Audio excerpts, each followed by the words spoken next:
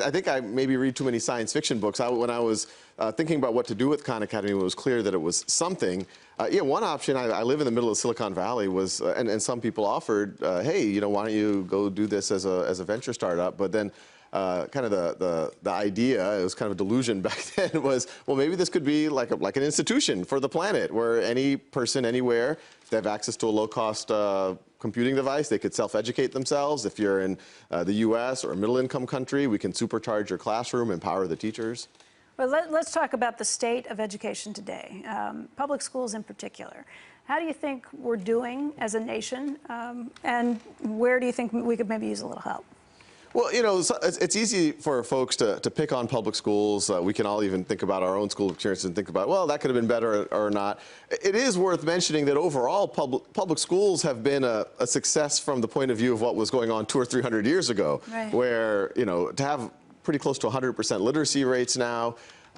There's pockets, more than just pockets, there's a lot of public schools that are doing really great work. I think the problem today is it's not as equal as we would hope. I think there's also a sense that what students are learning in school doesn't necessarily connect well with what they need to do. You see, you know, kind of structural unemployment. You're seeing underemployed students, not just from high school graduates, but even college graduates or students going to graduate school. So I think that's the problem and the opportunity. The good thing is we now do have a lot more tools that can help us personalize education, allow students to learn at their own time, at their own pace. Nobody wants to dump on the public schools. I think what people get frustrated about is the vast majority of schools do okay in the United States, right? But when you look at where there are the most dropouts, there are certain schools that if they were in the private sector, they would have failed, right? Nobody would send their kid there because it doesn't work. And yet they don't fail, right?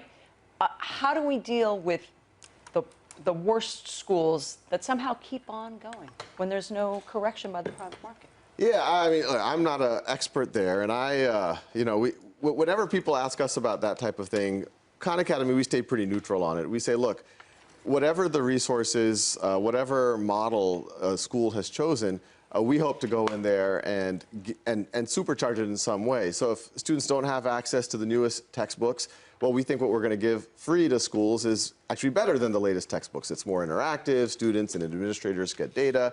Even if you're in an affluent suburb or you're going to a fancy private school, if what you're learning in class isn't connecting with you, you don't gel with kind of how the instruction's being given, well, we hope to fill that gap too.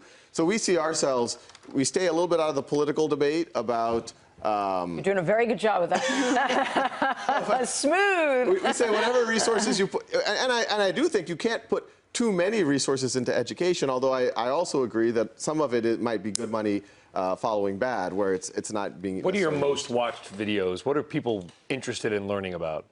Well, you know, some of them are the things that you would imagine: introduction to algebra, trigonometry. But a lot of it is stuff related to what y'all do. I did videos back when I was a hedge fund analyst on credit default swaps, mortgage-backed securities, the financial crisis, and for sure in like 2008, 2009, and even today, those are some of the most watched videos. What are they just not interested in? What are people not clicking on?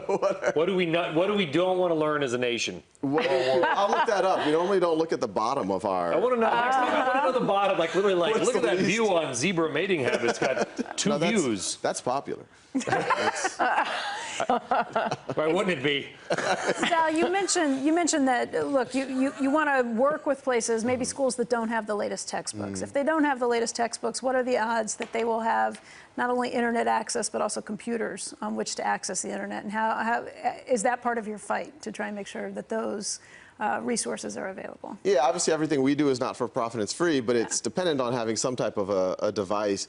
And, you know, if you take the extreme example, we're working in places like India, in villages, and a lot of these state governments in India are viewing this as an opportunity to leapfrog. They could never even imagine affording these $100 physical textbooks, even if they had them. There's all sorts of issues with graft and corruption. But now all of a sudden, smartphones are everywhere. Right. And if students can have access to the smartphone, not only will the students have access, but the administrators, the Minister of Education can see, oh, wow, people are actually using that. This is something that you could never do with a textbook. Hey CNBC fans, thanks for checking out our YouTube channel. Here you're going to find videos packed with all of the information that you need to be smarter about your finances. You can subscribe by clicking right here and click on all the videos around me or the eye right here to watch the latest from CNBC. Thanks for watching.